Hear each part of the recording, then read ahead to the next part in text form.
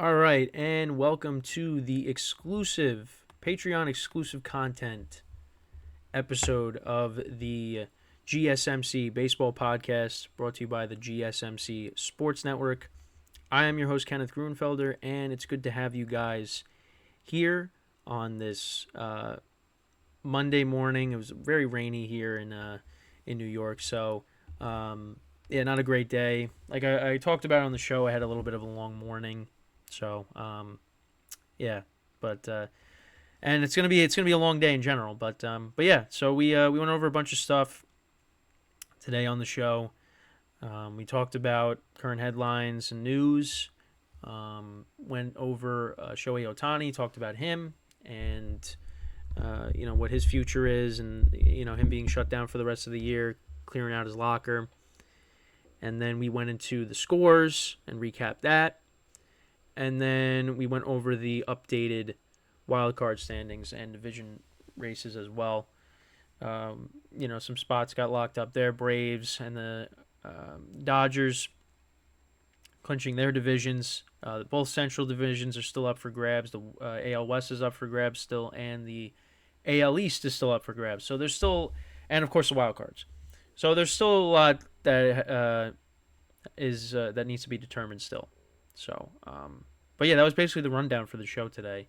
So, the news went through a bunch of stuff. Jose Abreu throwing his glove at the ball to make sure it doesn't go into the outfield, and that was a violation, which I, again, had no idea. And I mentioned this, but when I have played baseball with my friends, like, just messing around, taking BP, whatever, there's been times where, like, a ball gets hit to shortstop, for example, and it's my friend's not going to get it. He throws his glove up in the air to try to hit the ball, so the ball knocks back down. But I had no idea that was a. I mean, obviously, like that would be excessive, but I mean, Abreu, I think, kind of like. It's kind of weird because he didn't like throw his glove up in the air. I think he was able to get it off his hand, so it wouldn't go into the outfield. And but yeah, it was a violation. But that's one of the more like rare things that you see in the game, because I mean, when does that ever happen? But I thought that was interesting. And then also we went over I talked about this so briefly at the end of the first segment. I talked about the Rays they're going to have a new stadium in 2028. That's going to open up. It was like $1.2 billion. It's going to be, I think it's in St. Petersburg. So, and yeah, I think people are happy about that just because, I mean, no one really is a fan of Tropicana Field. The Rays are kind of due for a new stadium. So. That was a kind of a big headline. I also talked about, how it was Roberto Clemente Day on Friday, and teams were honoring him, wearing the jersey number on the back, same as they do with Jackie Robinson. So that was, and wearing, cleats, honoring him and things like that. So, again, good day for baseball there in that regard. Honoring a great player. But yeah, that was like the beginning of the show. And then, with Ohtani, that was the second part of the show. Clearing out his locker. Again, when my friend sent that in our group chat, and it was really just, Ohtani cleared out his locker. It was like, that's not good. But it's because that's basically it. He's done for the year. And it just stinks that this is how his season's going to end. I mean, he was having a great year. I mean, he's still going to win MVP, but yeah, it's just not not the way for him to go out. I know I kept saying how it was like a sour ending to his tenure with the Angels, because I don't think he's coming back. It's not going to happen. And if he does come back, I mean, again, I would be surprised. I'd be surprised if he comes back. But yeah, it it's unfortunate, and I said this too. Injuries are part of the game, and you just gotta deal with it. But especially like your superstar players getting hurt, that hurts the game. It does. There's no way around it. But it is what it is, and hopefully, Otani's able to go and get surgery on his his UCL, get that fixed up, and hopefully he'll be pitching, sooner rather than later. Because that's a big part of his game. That's half of his game because he could do both, and that's the thing. It's like we're seeing something that we really have never seen before with Ohtani. Like, it's awesome, and that's what baseball really needs is a player like him, because you look at around sports, and baseball is kind of like not in that like top tier when it comes to popularity. It's they kind of fall behind some of the other sports, and you need a guy like Ohtani to kind of bring more people in to watch your sport, because right now you're third. You're behind the NFL, you're behind the NBA, but and the other thing is too, people talk about how it's like baseball's like a regional sport, and it's kind of true, because in New York, I mean, obviously that's a great example, because I mean, New Yorkers go crazy about their baseball teams, as you could see. But that's another thing too, is it's just like a regional thing. So, but it just stinks. It really stinks that this had to happen. But I mean, I'm hoping he doesn't stay with the Angels. I don't think it's gonna happen, but it would really surprise me if he did come back. But I think the only way he comes back is if the Angels really give him a massive contract, something that he just cannot say no to. But again, I don't know. I'm not Shohei Ohtani. I can't get into the mind of a Shohei Ohtani. I don't know what his thought process is. I mean, the guy is very passionate. I mean, there was him like basically in tears in a game that they lost. He wants to win, but if he wants to win, I don't think it's going to be with the Angels. It's got to be with somebody else that's got a team that can get to that next level and get to where he wants to be in the biggest game, and that's in the World Series. We saw how he was in the Baseball Classic, and that got a lot of people's attention, and a lot of people really, loved it, because we got to see him pitch against his teammate Mike Trout for the championship in the World Baseball Classic. We want to see these guys in big games in Major League Baseball, for the World Series.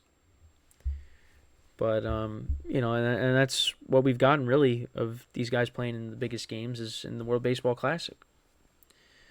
But that's something that we'll talk about, especially in the off season, is what the Angels are going to do, because I think Ohtani's probably is going to go somewhere. Someone's going to sign him. I don't think it's going to be the Angels. So at that point, do you say, all right, let's tear it down, start from scratch? They got some guys that they can. Well, I mean, Mike Trout most notably. I don't know if anyone's going to take Anthony Rendon. I really, it's bad. Guy's been getting hurt, and it just doesn't make sense how they keep ending up in the same situation. They signed Josh Hamilton, they signed Pujols, Justin Upton, like all these guys to these big contracts, and like a lot of them just like don't. Pretty much all of them just don't pan out. Pujols is on that 2014 team, the last time the Angels made the playoffs. And that was the only time. And then Pujols really aged, and he wasn't the player he was with the Cardinals. he had some good years, but he was never the same player. So, yeah, Angels are in a tough spot right now, and they're going to lose their best player, and they might trade their other best player, which I think is better off for both of those individuals, because for baseball fans, they want to see these guys playing in meaningful games, and they really have not played in meaningful games other than the World Baseball Classic. And briefly, Mike Trout was in the playoffs 2014 but got swept. So it is what it is. But yeah, that's the Ohtani stuff, and then you went through the game recaps and the playoff race. Obviously, some teams took some big steps back. The Cubs, the Rangers, the Mariners, they had rough weekends. So now they're not like buried or anything. They still can ride the ship and get themselves back, to where they want to be at this point. But yeah, it really is just all about momentum. But I'm surprised about the Cubs, because the Cubs have been playing good for a while, and now all of a sudden, the wheels are starting to fall off, because now they're in that third wild card spot, and the Diamondbacks overtook them for the second one. And what's crazy about it is this is literally like, I mean, I don't remember what show exactly it was, but I said it's either going to be the Reds or the Marlins for the third spot, because I just assumed like the Cubs are going to keep the second spot, because they had a decent margin up on the other teams, but since then they haven't been good. They've been 2-8.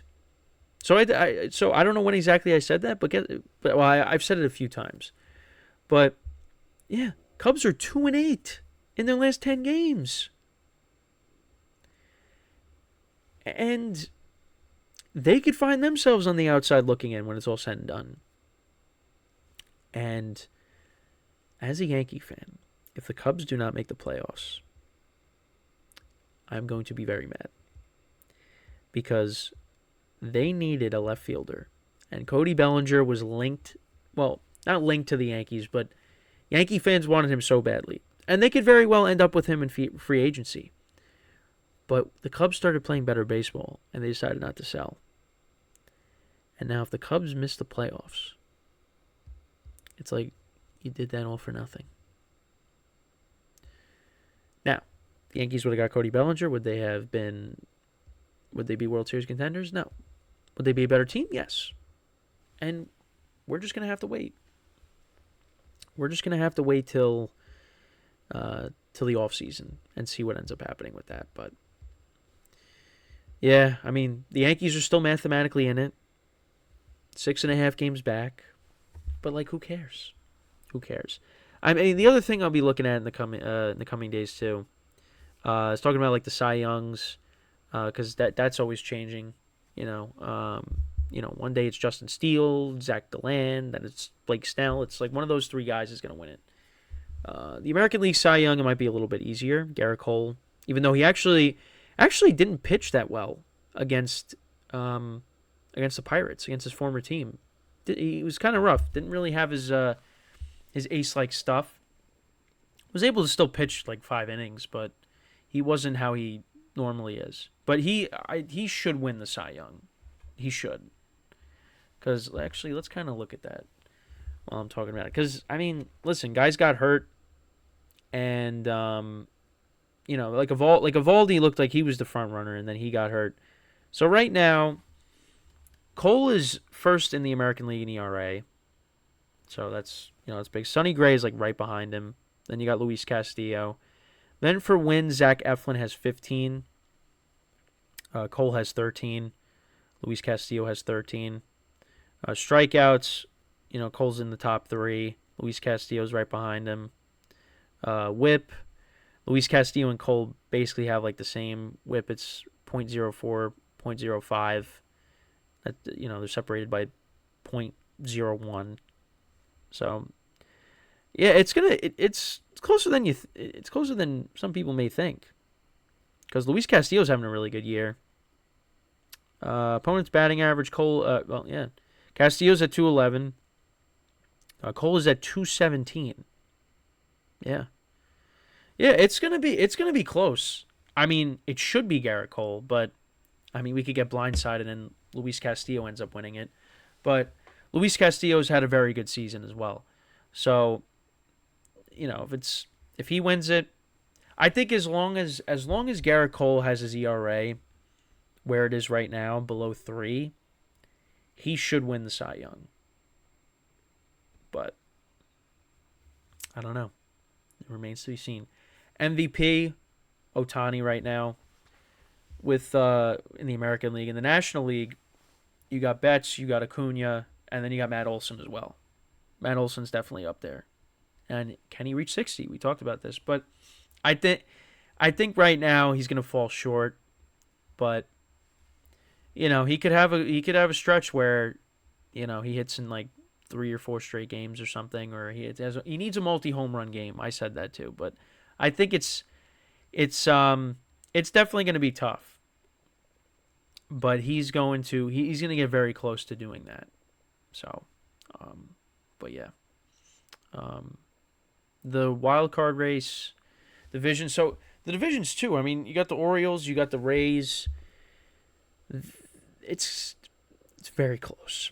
It's very close. I would like to see the Orioles do it just because of what the fan base has had to endure over the last several years, being one of the worst teams in baseball, and now being the team that you are right now, with the young pieces. It's I think they hopefully get it. But it's gonna be a fight to the end because the Rays are not gonna go anywhere. Rays are not going anywhere. But I mean, and you saw that in both these teams. I mean, the Rays took the first 2 games, and the Orioles took the next 2. So it's gonna be very close. It's gonna be very close. So, also another thing. So I saw the this week's power rankings was released. So I'm gonna do that on tomorrow's show. I'll talk about the power rankings. I saw that right before I got on to record this. But yeah, that was pretty much like the rundown of the show. We had basically ran through everything. It was a very quick weekend. I mean, the weekends just fly by. So, and it was funny because on Friday, when I opened up the show, I jumped the gun and I said a very good Monday morning on Friday. And I was like, yeah, we're not even at the weekend yet. But I didn't make that mistake this time because, of course, today's Monday. And, and like I said, full week, 11 to 12 live stream of the show, 11 a.m. Eastern. I also should specify the time zone. So it's 11 to 12 p.m. Eastern Standard Time. That's the time of the show, live stream. And then the Patreon is what you're seeing right now. That's recorded right after that. So noon to 12:30 as I'm recording this. And and so far, and I was nervous because the Patreon I recorded the other day, my dog was barking and basically screwed me up with everything I was going to say. So I just ended up just making changes and editing it. And then all of a sudden my video camera decided to turn off. And I don't know why, but it turned off and I couldn't fix it. So I literally just went to the camera on my laptop. So it's like 2 different camera qualities, but this video camera has actually been very good. You got the ring light. Also, the other thing I have is this USB extension. What is it? It's it's like a hub with power switches. So I originally got it because I wanted to try to have 2 microphones connected because I would record stuff on Audacity audio, if you guys know what that is. But it didn't pick up both microphones. It just would only pick up one. But so I was like, I don't have a use for this. But now, since I started this show, I'm using that. So I'm using it for the ring light and the camera, and then on the opposite side of my laptop, I have my microphone plugged in, and my earpiece. Which, again, I don't know what the point is of using it, because like there's nothing playing or anything, but it makes me look official when it comes to podcasting, and especially on camera as well. So, but yeah, it's basically my setup. But yeah, the camera like stopped working for some reason. So yeah, the quality is a drop off from this camera that I'm using, and the camera on my laptop. So, but yeah, that was really the issues on Friday. So far, the stream went well. Nothing happened there, and so far, as I'm doing this, everything's going good there. So that's good. But yeah, that's another tangent that I like to go off of. But yeah, I mean, the playoff race is just, I mean, it's insane. It's going to come down to the wire.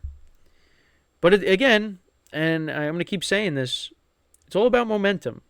And the teams that have the momentum in that moment are going to be the teams that ultimately make the playoffs, because there's nobody's separating themselves at all. It's a team gets hot, then they get cold, and then another team gets hot and they close the gap and they surpass that team. It's insane. It really is insane. Like, I would love to see at the end of the year, you have 4 teams like tied for those like 2 wild card spots, the remaining 2, like 5 teams. But it just stinks because it's all going to be based off of like tiebreakers. But maybe, and I mentioned this, I think last week, is if that happens, maybe they say, you know what, we're going to get rid of the tiebreaker thing. If you got teams that are tied, you got to do a 1-game playoff to get in. So you'd have like a tournament before the tournament. So you'd have these wildcard teams battling it out. And then whoever wins plays in the wildcard series, and then those teams battle it out, and then you're in the division series. You can see that happening. Why not? Because that game 163 used to be huge. I could think of, I mean, the Cubs and the Brewers had it a couple years ago for the Central, and then the Cubs, I think, got knocked out. Yeah, the Cubs got knocked out in the wild card round. After that, I think they lost to the Rockies, so that was rough. And then the Brewers knocked out the Rockies, and then the Brewers played the Dodgers, and Dodgers beat them. But I could think back to 2009. The Tigers and the Twins, they were fighting for the Central, and they had a game 163, and the Twins won that in walk-off fashion, and the Twins ended up playing the Yankees, and then that was 2009, and you know what happened after that. But it does kind of make you wonder what happens if the Tigers win that. Does it go any different? Because the Tigers have given the Yankees problems in the playoffs after that. 2011 they knocked them out. 2012 they knocked them out, division series, and then the championship series they got swept. They swept the Yankees in 4 games. So it does kind of make you wonder, would that have been would that have changed the course of that season? I don't know. We'll never know. But thankfully it didn't, because that's at least the one championship I was able to see was that. So, but yeah, that's just something to think about. Maybe get rid of the tiebreakers, and if you got the same record, you got to play each other. But that, I mean, that's good for baseball. Like, good for like fans, and I guess Major League Baseball, the league itself, but like the players and the teams, it's gonna stink, because then you're like wasting your pitchers, your bullpen. Guys could get hurt. I mean, there's so many negatives to it too. So, but I think it all depends on how this season ends, regular season. Because if what I'm saying about 5 teams being tied, if it ends up being like, here's your 3 teams right here, there was no tiebreakers, anything, then maybe that still goes out the window. But I think it's something that maybe they consider, behind the scenes. If you see multiple ties, that's something maybe they think about. I don't know. But it's gonna be it should be a great postseason. I think you're kind of hoping that it's different teams. I mean, I think when I did like the teams that are most likely going to make it to the World Series, you have the Braves, the Astros, the Dodgers, but you would like to see different teams. Like if the Orioles made it, I mean the Phillies made it last year. I mean, maybe to see the Diamondbacks make it, even though like I kind of didn't have them in the playoff picture. Maybe see the Mariners in it. Like let's see some different teams. Let's not see Dodgers, Astros, even though that would be insane just because of the history between those two teams. But I know the other thing is a lot of those guys aren't even on a lot of the players from those two teams from that year left. It's not because you got Freddie Freeman and Mookie Betts. They weren't on that team. I mean, Mookie Betts was on the Red Sox. So he's played the Astros plenty of times, but there's no more Bellinger, there's no more Turner, there's no more Puig. There's a lot. I mean, Kershaw's still there, obviously. Muncy's still there. The Astros, like it's just amazing with the Astros. They lose all their players, like a lot of their players, Springer, Correa, Garrett Cole, but it doesn't matter. This team just keeps going. So, look, I may not necessarily like them. More so, not because they cheated, but because they've broken my heart a million times. But they are a very well run organization. And I was talking about this with somebody the other day. Dusty Baker winning his first ring. That's like the one like positive thing that I took from that is what, he's been around for a while. He got screwed over. With pretty much every team he's managed, he would fall. Well, not that he got screwed over, but he would fall short. This was he finally got his ring, and he deserved that. To add to his resume. So that was the one positive that I would take out of that. If there's, as a Yankee fan, is good for him. But listen, I mean, I know the Astros are a good team. Astros are a very good team. It's just, between the heartbreak and the sign stealing, it makes me, I have my differences with them. But you know what? I can acknowledge and say they are a very good team, and they could be very well hoisting up the trophy again. But that remains to be seen.